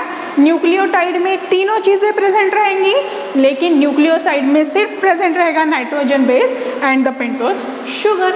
ठीक है, अब देख लेते हैं पेंटोस शुगर जो डीऑक्सीराइबोस शुगर है और राइबोस शुगर है, उनका स्ट्रक्चर कैसे है वो देख लेते हैं, कहाँ पे डिफरेंस आता है। ये है 5 कार्बन कंपाउंड, पेंटोस बोला है मतलब यहाँ पे आएंगे 5 कार्बन कंपाउंड। हेक्सोस अगर बोले होते तो वहाँ पे आता 6 कार्बन कंपाउंड, तो पेंटोस है इसलिए आए 5 कार्बन कंपाउंड। कार्बन कैसे नंबर गेन करेंगे, फर्स्ट कार्बन, ये है हमारा second carbon, that is third, fourth, और ये ऊपर हम लोगों को एक दिख रहा है जो है हमारा 5th कार्बन नंबर। तो डीएनए में भी 5 कार्बन कंपाउंड है और आरएनए भी 5 कार्बन कंपाउंड है, पर डिफरेंस कहाँ है। यहाँ पे देखिए जो पहला कार्बन है वहाँ पे दोनों में सेम ग्रुप अटैच है, बट जो भी सेकेंड नंबर का कार्बन एटम होता है उस सेकेंड नंबर के कार्बन एटम में जहाँ पर हमको H दिखेगा वो H मतलब डीएनए मॉलिक्यूल, और सेकेंड नंबर के कार्बन एटम पे अगर हाइड्रोक्सिल ग्रुप प्रेजेंट है तो इसका मतलब यह है हमारा आरएनए मतलब राइबोस शुगर। तो मेन डिफरेंस कहाँ पे आया, पेंटोस शुगर है दोनों के दोनों, लेकिन इसके जो डीएनए है मतलब जो भी डीऑक्सीराइबोस शुगर है, डीऑक्सीराइबोस शुगर में सेकेंड कार्बन पे H रहेगा, तो आरएनए राइबोस शुगर में यहाँ पे रहेगा OH मॉलिक्यूल। ठीक है, तो इस तरह से हमारा पेंटोस शुगर। अब जो बार बार हम लोगों को पूछा जाता है कि डीएनए निगेटिवली चार्ज क्यों है, क्यों डीएनए को निगेटिव चार्ज मॉलिक्यूल बोलते हैं, तो उसका रीज़न यह है कि डीएनए में होता है फॉस्फेट ग्रुप, और जैसे मैंने यहाँ पे ड्रॉ किया है फॉस्फेट ग्रुप पे होता है निगेटिव चार्ज। यही निगेटिव चार्ज हमारे डीएनए मॉलिक्यूल को क्या बनाता है, निगेटिवली चार्ज मॉलिक्यूल बनाता है। सो here we can say the DNA molecule is negatively charged because there is a presence of phosphate group which is negative molecule or the negative compound। तो इसकी वजह से क्या आ रहा है, वहाँ पे निगेटिव चार्ज आ रहा है हमारे डीएनए मॉलिक्यूल पे। ठीक है, यहाँ तक हो गया। अब हम लोग देखेंगे बॉन्डिंग कैसे होती है। ये चीज़ें तो हम लोगों को पता चल गई कि फॉस्फेट है, नाइट्रोजन है, पेंटोस शुगर है, तो ये जो तीनों कंपाउंड्स हैं वो एक दूसरे के साथ मिक्स होते होंगे, तभी जाके क्या होता होगा, एक न्यूक्लियोटाइड का फॉर्मेशन होता होगा, एक न्यूक्लियोटाइड से पॉलीन्यूक्लियोटाइड का फॉर्मेशन होता होगा। ठीक है, तो जो डीएनए है उस डीएनए में बॉन्डिंग किस तरह से रहती है वो पता होना चाहिए। ठीक है, तो उसके लिए सबसे पहले हम लोगों को देखना पड़ेगा कि डीएनए का स्ट्रक्चर कैसा है। यहाँ पे दिख रहा है आप लोगों को, मैंने कुछ तो भी निकाल के रखा है, ये कुछ तो भी मतलब क्या है, हमारा डीएनए मॉलिक्यूल है। इसमें हम लोगों को 2 स्ट्रैंड दिखाई दे रहे हैं जो एंटी पैरेलल है। एंटी पैरेलल क्यों बोल रही हूँ मैं, किसके ऊपर से बोल रही हूँ कि ये एंटी पैरेलल है? देखिए यहाँ से एक स्ट्रैंड फॉर्म हो रहा है, ठीक है, ये स्ट्रैंड जा रहा है इस तरह से। तो इसमें नेमिंग क्या है, कौन कौन से एंड प्रेजेंट है? 5 डैश एंड। एक एंड पे अगर 5 डैश है तो उसके सेकेंड एंड पे क्या रहेगा? 3 डैश रहेगा। अगर सेकेंड स्ट्रैंड के बारे में मैं बात कर रही हूँ तो सेकेंड में जहाँ पर ऊपर में अगर 3 स्ट्रैंड एंड है तो उसके नीचे में रहेगा हमेशा 5 स्ट्रैंड एंड, क्योंकि ये डबल स्ट्रैंड होने के साथ साथ ये क्या होता है? Anti parallel. ये क्या होता है? एंटी पैरेलल स्ट्रैंड, ठीक है। तो ये क्या फॉर्म कर रहा है? लूप का फॉर्मेशन कर रहा है, ओके। तो यहाँ पे हम लोगों को 2 टाइप्स के लूप्स मिलते हैं, एक मेजर और दूसरा होता है माइनर। मेजर मतलब ये वाला, जहाँ पे ज़्यादा गैप हम लोगों को मिलेगी उसे हम लोग बोलते हैं मेजर लूप, और जहाँ पे हमको छोटी गैप मिल रही है उसे हम लोग बोलते हैं माइनर ग्रुप, ठीक है। तो ये तो हम लोगों को कहीं पे भी समझ में आ सकता है। आज हम लोग क्या देखेंगे कि जो डीएनए है, डीएनए कौन कौन से बॉन्डिंग से फॉर्म होता है वो हम लोग देख रहे थे। तो जैसे कि हमने बोला कि इट्स ए पॉलीन्यूक्लियोटाइड चेन, तो पॉलीन्यूक्लियोटाइड कहाँ पे है वो देखना पड़ेगा। देखिए ये है नाइट्रोजन बेस, जो मैंने ब्लू कलर से लिखा है, ये है नाइट्रोजन बेस। ये जो स्ट्रक्चर दिख रहा है वो है आपका पेंटोज शुगर, और जो ये वाला ग्रुप दिख रहा है वो है आपका फॉस्फेट ग्रुप, ठीक है। तो ये 3 चीज़ें जहाँ पे एक साथ आती है वहाँ पे बन रहा है हमारा न्यूक्लियोटाइड। और इसी टाइप के न्यूक्लियोटाइड्स को, बहुत सारे न्यूक्लियोटाइड्स को हम लोगों को क्या करना है? एक साथ लाना है। जो कौन ला सकता है, कब ला सकता है? जब वहाँ पे बॉन्ड का फॉर्मेशन होगा। तो नाइट्रोजन बेस उसके फॉस्फेट ग्रुप से अटैच्ड है तो वो किसी तो भी बॉन्ड के हेल्प से होगा। अगर फॉस्फेट ग्रुप हमारे पेंटोज शुगर के साथ में है तो यहाँ पर भी कोई बॉन्ड का फॉर्मेशन हो रहा होगा। सेम अगर एक न्यूक्लियोटाइड दूसरे न्यूक्लियोटाइड के साथ जुड़ रहा है तो वहाँ पर भी क्या होगा? एक बॉन्ड का फॉर्मेशन हो रहा होगा। तो अब ये बॉन्ड मतलब कौन से बॉन्ड होते हैं वो देखेंगे। सबसे पहले हम लोग बॉन्ड की बात करेंगे, glycosidic bond. Word glycosidic what representing? Glyco means the sugar. Glyco means what? It's a sugar molecule. Glucose से याद रख सकते हैं हम लोग शुगर, और सिडिक मतलब न्यूक्लियोटाइड, ठीक है। शुगर में जो जिस भी शुगर में बॉन्ड बनेगा वो होगा हमारा ग्लाइकोसिडिक बॉन्ड। तो ग्लाइकोसिडिक बॉन्ड किस किस में फॉर्म हो रहा है? ये फॉर्म होता है nitrogen base and pentose sugar के बीच में। अब देखिए कैसे, जैसे हम लोगों ने ये लूप निकाले हैं, इन सारे लूप्स में क्या होता है? ये होते हैं nitrogen base, adenine, thymine, guanine, cytosine, cytosine, guanine, ठीक है। इस तरह से होती है नाइट्रोजन बेसेस की पेयरिंग। अब पेयरिंग कैसे बनती है वो एक बार शॉर्ट में देख लेते हैं। जो भी एडेनाइन है, एडेनाइन जो है जो प्यूरिन का है, एक नाइट्रोजन बेस रहेगा जो प्यूरिन का रहेगा, तो दूसरा नाइट्रोजन बेस रहेगा हमारा पाइरीमिडीन का। तो यहाँ पे मैंने क्या लिखा है? ए मतलब adenine. Adenine is always pair with the thymine, तो डबल बॉन्ड थायमिन। क्या हुआ है यहाँ पे? जो भी एडेनाइन है वो थायमिन के साथ फॉर्म हो रहा है with the help of double bond. Next guanine. Guanine हमेशा बॉन्डिंग बनाता है विथ साइटोसिन, ठीक है। और एडेनाइन हमेशा बनता है थायमिन के साथ। तो यहाँ पे हमने एडेनाइन को थायमिन के साथ बॉन्ड बनाते हुए देखा है। तो ग्वानिन हमेशा बनाएगा साइटोसिन के साथ बॉन्ड, ठीक है। ये इसका अल्टरनेट भी कर सकते हैं, thymine bond with adenine and cytosine bonded with guanine. इसमें कोई फ़र्क नहीं पड़ेगा कि वो कौन सा क्या कर रहा है, बस हम लोगों को पेयरिंग ध्यान में रखनी है कि adenine always pair with thymine, guanine always pair with cytosine. Okay, अब यूरेसिल का क्या काम है मैम, ये भी बहुत इंपॉर्टेंट है।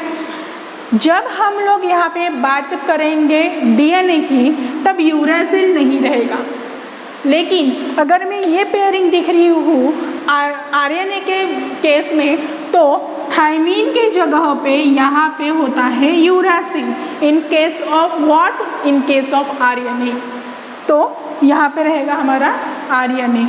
लेकिन हम लोग अभी किसकी बात कर रहे हैं, डीएनए, तो हम लोग टी ही ले लेंगे, ठीक है।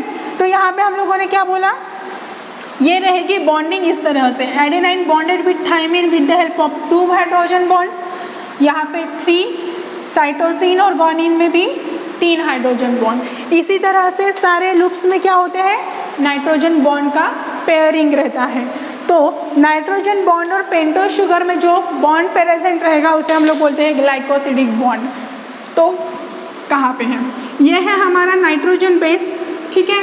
यहाँ पे क्या फॉर्म हो रहा है, ये है नाइट्रोजन बेस, ये नाइट्रोजन बेस यहाँ पे पेंटोज शुगर निकला है, ये क्या है हमारा पेंटोज शुगर। इसके साथ दोनों को अगर जुड़ के एक साथ रहना है तो वहाँ पे कोई तो भी बॉन्ड का फॉर्मेशन होना चाहिए, वो बॉन्ड है हमारा glycosidic bond between nitrogen base and between pentose sugar. तो नाइट्रोजन बेस और पेंटोज शुगर के रहने वाला जो भी बीच का बॉन्ड रहेगा वो है हमारा ग्लाइकोसिडिक बॉन्ड। कौन सा है, ग्लाइकोसिडिक बॉन्ड, ठीक है। यहाँ पे क्या फॉर्म हुआ, glycosidic bond between the nitrogen base and the pentose sugar. Next one is phosphodiester bond. Phosphodiester bond हमेशा फॉर्म होगा इन बिटवीन द 2 न्यूक्लियोटाइड्स, ठीक है। तो न्यूक्लियोटाइड में कौन सा था, फॉस्फेट, नाइट्रोजन, पेंटोज शुगर। तो जब मैं यहाँ पे बोलूँगी 1 न्यूक्लियोटाइड तो उसमें तीनों कंपाउंड आने चाहिए, कौन कौन से, pentose sugar, phosphate group and nitrogen base. तो यहाँ पे मैं दिखाऊंगी आप लोगों को, ये यहाँ पे नाइट्रोजन बेस है, nitrogen base, pentose sugar and phosphate group, ये बन गया हमारा एक न्यूक्लियोटाइड। यहाँ पे है फिर दूसरा न्यूक्लियोटाइड, कहाँ पे, pentose sugar, phosphate group, nitrogen base, ये है हमारा सेकेंड न्यूक्लियोटाइड। फर्स्ट न्यूक्लियोटाइड और सेकेंड न्यूक्लियोटाइड के बीच में जो बॉन्ड रहेगा उस बॉन्ड को हम लोग बोलेंगे कौन सा bond, phosphodiester bond, that is phosphodiester bond, ठीक है। इसी टाइप से क्या होता है, सेकेंड बॉन्ड, सेकेंड जो भी न्यूक्लियोटाइड है वो जब थर्ड न्यूक्लियोटाइड के साथ बॉन्ड बनाएगा तो वहाँ पर भी क्या रहेगा, फॉस्फोडाइस्टर बॉन्ड। अब थर्ड वाला बॉन्ड है हाइड्रोजन बॉन्ड। तो हाइड्रोजन बॉन्ड कहाँ पे रहता है, हाइड्रोजन बॉन्ड जो भी रहेगा वो हमेशा इन बिटवीन रहेगा नाइट्रोजन बेसेस के ऊपर।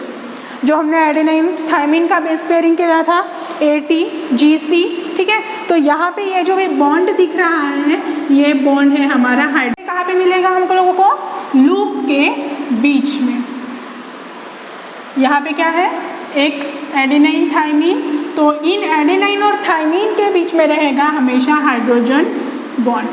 क्या रहेगा यहाँ पे, हाइड्रोजन बॉन्ड। तो तीनों बॉन्ड समझ में आ गए होंगे।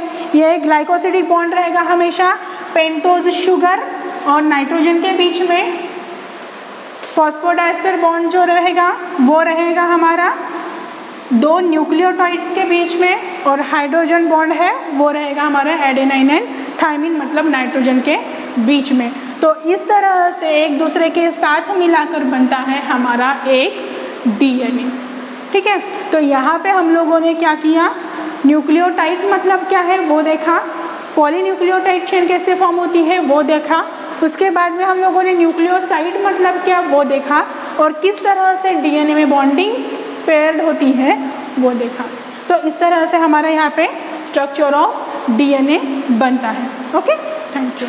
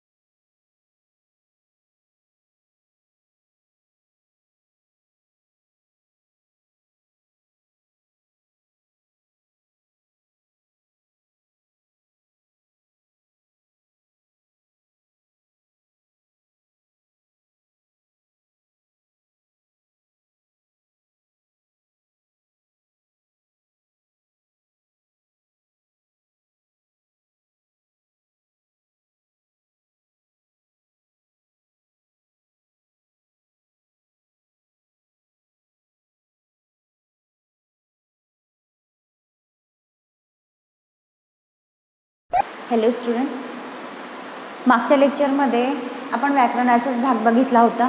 आजच्या लेक्चरमध्ये सुद्धा आपण व्याकरणाचाच भाग बघणार आहोत. शब्दशक्ती हाच आपला विषय आहे. शब्दशक्ती म्हणजे काय? शब्दावरून जे वाक्य तयार होतं त्या वाक्यामध्ये असणारी शब्दावरून तयार झालेली शक्ती. जसं आता मी तुमच्याशी बोलत आहे, एक वाक्य संपल्यानंतर लगेचच मी दुसरं वाक्य तुमच्याशी बोलेन.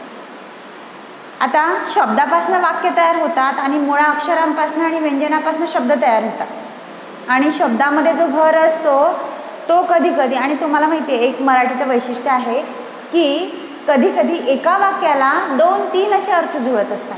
आज आपल्याला तेच पाहायचं आहे की शब्दशक्तीमध्ये कुठली ताकद असते. जसं शब्दशक्तीचे 3 प्रकार आहे. पहिला अभिधा, दुसरा लक्षणा आणि तिसरा व्यंजना. अभिधा म्हणजे काय, लक्षणा आणि व्यंजना म्हणजे काय? आता तुम्हाला असं वाटतं लक्षणा म्हणजे काय, लक्षात घेणे, आणि अभिधा म्हणजे काय आणि व्यंजना म्हणजे काय. याला पुन्हा 3 शब्द दिलेले आहेत. पहिला अभिधेला वाच्यार्थ दिलेला आहे, म्हणजे जसं आपण वाचू तसा अर्थ त्यातनं प्रकट होणार आहे. दुसरं लक्षार्थ, म्हणजे लक्षात घ्यायचं आहे की त्याला काय म्हणायचं होतं. तुमच्या आजूबाजूला वावरत असताना, तुम्ही ज्या समाजामध्ये वावरता, तुमच्या आजूबाजूला अनेक अशी काही लोक असतात जे तुमच्याशी बोलतात सरळ सरळ, पण कधी कधी त्यातनं दुसरा अर्थ प्रतीत होत असतो, ज्याला आपण म्हणतो की त्याने मला कदाचित टोमणा तर मारला नाही ना, तो अर्थ. बोलतो साधंच पण त्यातनं अर्थ मात्र वेगळ्या प्रतीत होत असतो, वेगळ्या निघत असतो. तोच म्हणजे आपल्याला लक्षात घ्यायचा असतो. मी खाली उदाहरणाद्वारे तुम्हाला स्पष्ट करून देणारच की लक्षार्थासाठी कसं लक्षात घ्यायचं की त्याने ते वाक्य कशासाठी वापरलं. आता वाच्यार्थ म्हणजे काय, सॉरी व्यंजना आणि व्यंगार्थ. व्यंगार्थ या शब्दामध्ये व्यंग हा शब्द दिलेला आहे.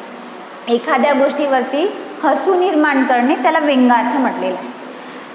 वाच्यार्थ जसाचा तसा अर्थ आपल्यापर्यंत पोहोचतो, ज्याला अभिधा असे म्हटलेले आहे. दुसरं लक्षणा म्हणजे लक्षात घ्यायचं आहे की त्याच्या बोलण्याचा उद्देश काय असेल. अर्थ तोच असतो पण त्याला एक ठळक अशा शब्दांमध्ये मांडल्यानंतर तुम्ही थोडे कन्फ्यूज होता की त्याला काय म्हणायचं आहे. व्यंजना आणि व्यंगार्थ, ज्यातून आपल्याला हसू निर्माण होतं, एक कुठेतरी हसू निर्माण. आपण बघा कधी कधी म्हणतो, मी बाजूला एक शब्द तुम्हाला लिहून दिलेला आहे, सूर्य उगवला. सूर्य केव्हा उगवतो, सकाळला, आणि कुठल्या दिशेला उगवतो, पूर्वेला. एखाद्या वेळी काय होते की आपण एखाद्या मित्राची वाट पाहत असतो आणि वाट पाहता पाहता 1 घंटा निघून जातो, अर्धा निघून जातो, मग आपण म्हणतो बापरे आता त्याचा सूर्य उगवला. सूर्य त्याचा त्यावेळी उगवलेला असतो म्हणजे काय, तो त्यावेळेला येतो, तो वेळाने येतो, म्हणून त्याच्यासाठी आपण हे वाक्य काढत असतो की त्याचा सूर्य आत्ता उगवलेला आहे. आणि मग सगळे हसतात, कधी कधी त्याला बोलतात सुद्धा. याच वाक्याला जसं सूर्य उगवला म्हटल्यानंतर याच वाक्याला जर व्यंगार्थाच्या याने बघितलं आपण तर सूर्य उगवल्यानंतर असं म्हटल्यानंतर आपल्याला हसायला येईल. तेच तुम्ही वाच्यार्थाच्या म्हणजे अभिधाद्वारे बघाल ना तर सूर्य खरंच उगवलेला आहे, म्हणजे सकाळची वेळ आहे, पूर्वेकडनं आता सूर्य उगवलेला आहे असा त्याचा अर्थ होतो. आणि तेच तुम्ही लक्षार्थाकडे जाल ना तर तुम्ही कदाचित त्या वाक्यातून वेगळंही लक्षात घेऊन वेगळा अर्थसुद्धा काढू शकता. मूळ तसाच राहतो, सूर्य उगवला आहे तो तसाच राहील, पण त्यातून तुम्हाला लक्षात घेऊन कुठला अर्थ प्रतीत होतो आहे तो काढावा लागतो. आता अभिधा, लक्षणा आणि व्यंजना, त्याच्यानंतर वाच्यार्थ, लक्षार्थ आणि व्यंगार्थ. लक्षात आलं असेल, अभिधेलाच वाच्यार्थ म्हणतात, लक्षणाला लक्षार्थ म्हणतात, व्यंजनाला व्यंगार्थ म्हणतात. व्यंगार्थामध्ये एक प्रकारचं चेहऱ्यावरती हसू निर्माण होत असतो. आता त्यासाठी मी तुम्हाला एक उदाहरण दिलेलं आहे इथे बघा. उदाहरण आहे, मी आज मोठा दगड पाहिला. दगड हा शब्द आलेला आहे. दुसरं उदाहरण आहे, त्याची बोलणे म्हणजे काळ्या दगडावरची रेष. इथे पण दगड आलेला आहे. तिसरं बघा, माझ्या मना बंद दगड. 3 वाक्य तुमच्यासमोर दिलेली आहे. आता तिन्ही वाक्याला जेव्हा तुम्ही पाहाल ना तर प्रत्येक वाक्यामध्ये तुम्हाला काहीतरी वेगळं दिसेल. जसं मी आज मोठा दगड बघितला, यामध्ये तुम्ही काय म्हणाल, हे वाक्य तर सरळ सरळच आहे ना मॅडम, हे विधानार्थी वाक्य आहे, बरोबर आहे. मागे मी विधानार्थी वाक्य तुम्हाला शिकवले होते, ज्यामध्ये सब्जेक्ट आणि शेवटी काय दिलेला असतो, फुल स्टॉप दिलेला असतो. आता मी आज मोठा दगड पाहिला, मी म्हणेल मी आज मोठा पहाड बघितला. सरळ आहे, वाक्य सरळ आहे, साधा आहे, सोपी आहे. त्यामधून एक जो अभिधा आणि वाच्यार्थ निघत आहे तो पण सरळ आहे, तुम्हाला कुठे जायची गरज नाही. म्हणजे हे कशाचं वाक्य तयार करून दिलेलं आहे तुम्हाला मी, अभिधेचं. पहिला जो तयार झालेला आहे तो आपला अभिधेचा प्रकार आहे, ज्याला आपल्याला वाच्यार्थ म्हणायचा. जसा वाचला तसाच अर्थ प्रतीत होतो. वाच्यार्थ म्हणजे काय, जसा आपण वाचन करतो तसाच त्याचा अर्थ प्रतीत होत असतो. म्हणजे मी मोठा दगड पाहिला तर मी खरंच दगड पाहिलेला आहे. दुसरं वाक्य बघा, त्याचे बोलणे म्हणजे काळ्या दगडावरची रेघ. रेघ म्हणजे रेषा. आता मी म्हटलं की त्याचे बोलणे म्हणजे काळ्या दगडावरची रेष, म्हणजे तो बोलेल तेव्हा तेव्हा काळ्या दगडावरती पांढरी रेष ओढायची, असं त्याचा अर्थ होईल का? कदाचित हे वाक्य वाचल्यानंतर तुमच्या एक गोष्ट पण लक्षात आली असेल की त्याचे बोलणे म्हणजे काळ्या दगडावरची रेष, म्हणजे त्याचे बोलणे हे नेहमी खरंच असतं, ते खोटं नसतं. काळ्या दगडावरची रेष याचा आपण दुसरा अर्थ प्रतीत करतो, ज्याला लक्षार्थ म्हटलेला आहे. तुम्ही लक्षात घ्याल तसा तो अर्थ प्रतीत होणार आहे. म्हणूनच ते इथे लक्षार्थ होतं, म्हणूनच इथे लक्षणा शब्दशक्ती निर्माण झालेली आहे. त्याचे बोलणे काळ्या दगडावरची रेष आहे. इथे पण बघा काळा आणि दगड शब्द आलेला आहे. दोन्ही वाक्यामध्ये दगड शब्द आलेला आहे, पण दोन्ही वाक्यानुसार त्या शब्दाचा अर्थ वेगळा प्रतीत होतो. पहिल्या याच्यामध्ये दगड म्हटलं तर दगडच आला, दुसऱ्या याच्यामध्ये काळ्या दगडावरची रेष म्हटलं तर या दगडाला मात्र वेगळं काहीतरी रूप प्राप्त झालं. त्याचं बोलणं हे नेहमी खरंच असतं. तो जो बोलतो ना ते झाल्याशिवाय राहत नाही, असा पण अर्थ तुम्ही घेऊ शकता. किंवा त्यांनी जे बोललेलं आहे ना ते नक्की खरंच आहे. त्याची जे बोलणं असतं, त्यांनी जे वाक्य काढलेलं आहे ते खरंच काळ्या दगडावरची रेष असतं. हे वाक्य आपल्याला वेगळा अर्थ प्रतीत करून देतात. म्हणून याला काय म्हणायचं आपल्याला, लक्षार्थ आणि लक्षण. आता तिसरा प्रकार पाहायचा आपल्याला व्यंजना आणि व्यंगार्थ, ज्यामध्ये मी तुम्हाला सांगितलं की चेहऱ्यावरती थोडंसं स्माईल निर्माण होतं. आता यामध्ये बघा, माझ्या मना बन दगड.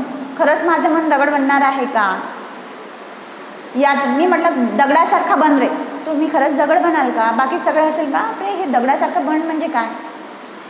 दगडासारखा तुम्हाला बनायचं नाही आहे किंवा तुमच्या मनालाही बनवायचं नाही. यातून तुम्हाला एक गोष्ट लक्षात येईल, इथे पण दगड शब्द आला, पण कशाला दगड बनायला सांगितलेला आहे? मनाला दगड बनायला सांगितलेलं आहे. आता मनाला दगड बनायला सांगितलं आहे म्हणजे मन दगड बनणार नाही, पण मन प्रत्येक येणाऱ्या दुःखामधून सामोरे जाण्याची शक्ती आपल्याजवळ आणण्याची ताकद त्याच्यामध्ये असेल. म्हणजे तुमच्या मनाला कसं बनायला सांगितलेलं आहे? कठोर बनायला सांगितलेलं आहे, स्ट्रॉंग बनायला सांगितलेलं आहे. येणाऱ्या प्रत्येक गोष्टीला तुम्हाला सामोर जायला सांगितलेलं आहे. दगड म्हणजे एखादा दगड बाहेरून उचलून आणला आणि तुमच्या मनावरती ठेवला असा त्याचा अर्थ होणार नाही. त्याचा अर्थ काय होईल? तुमच्या स्वतःच्या मनाला तुम्हाला खंबीर बनवायचं आहे. येणाऱ्या कुठल्याही परिस्थितीला तुमच्यामध्ये ती ताकद तुम्हाला निर्माण करायची आहे की कुठली जी परिस्थिती येत असेल तिला तुम्हाला सामोरे जाता यायला पाहिजे. म्हणजे काय तर एकाच दगड शब्दापासून आपण किती वाक्य तयार केलेले आहे? 3. 3 मधला पहिला आपण बघितला अभिधेचा प्रकार, दुसरा आपण बघितला लक्षणाचा प्रकार आणि तिसरा आपण कशाचा प्रकार बघितलेला आहे? व्यंजनाचा प्रकार बघितलेला आहे. आता अभिधा सरळ सरळ असतं, ज्याच्यामधून वाचलं की तसाच अर्थ प्रतीत होतो. या 3 शब्दशक्तींना तुम्हाला लक्षात ठेवायचं आहे. जे आपण बोलतो, ज्यामध्ये आपले शब्द असतात, त्या शब्दापासून जे वाक्य तयार होतं त्या वाक्यामध्ये कुठलं कुठलं सामर्थ्य असतं, शक्ती असते, ताकद असते. ते ओळखण्यासाठी हे 3 प्रकार आपल्याकडे असणे गरजेचं आहे. पहिला अभिधा, त्याला वाच्यार्थ म्हणतात. अभिधेला वाच्यार्थ म्हणतात, जसाचा तसा अर्थ प्रतीत होतो. दुसरं म्हणजे लक्षणा, लक्षार्थ म्हणजे तुम्हाला लक्षात घ्यायचं असतो की त्याच्या बोलण्याचा उद्देश काय असू शकतो. तिसरं म्हणजे व्यंजना, ज्याला व्यंगार्थ असं म्हटलेलं आहे. व्यंजना, व्यंगार्थ. व्यंगार्थ जो असतो त्यातून कधी कधी व्यक्तीच्या चेहऱ्यावरती काय येतं? हसू पण येतं. बोलल्यानंतर त्या वाक्यामध्ये कुठेतरी व्यंगार्थ तयार होतो, व्यंग तयार होतो, समोरच्या व्यक्तीवर हसण्याची क्षमता आपल्यामध्ये यायला लागते. असे वाक्य व्यंगार्थामध्ये तयार होत असतात. जसं मी तुम्हाला सूर्य उगवला हा उदाहरण दिलं. सूर्य उगवला म्हटल्यानंतर अभिधेमध्ये घेतला तर जसंच तसंच अर्थ प्राप्त होईल. लक्षणामध्ये घेतला तर तुम्ही जे लक्षात घ्याल कदाचित ते त्यातनं प्राप्त होईल. आणि व्यंजनामध्ये गेला, व्यंगार्थामध्ये गेला तर तुम्हाला लक्षात येईल की अरे सूर्य उगवला म्हणजे काय? मॅडमने त्याची खिल्ली उडवलेली आहे, मॅडमने त्याची मजा केलेली आहे, म्हणून ते वाक्य मॅडमने सूर्य उगवला असं वापरलेलं आहे. या पद्धतीने आजच्या लेक्चरमध्ये आपण शब्दाच्या 3 शक्ती शिकलेल्या आहोत. अभिधा, लक्षणा, व्यंजना. त्यालाच काय दिलेलं आहे? वाच्यार्थ, लक्षार्थ आणि व्यंगार्थ. या पद्धतीने शब्दाला या 3 शक्ती फार महत्त्वाच्या असतात. नेक्स्ट लेक्चरमध्ये आपण पुन्हा व्याकरणाचाच भाग बघणार आहोत, ज्यामध्ये आपण व्याकरणामधला सामोरचा शब्दांच्याच काही शक्ती, शब्दांचेच काही प्रकार असतात ते आपण नेक्स्ट लेक्चरमध्ये बघणार आहोत. थँक्यू.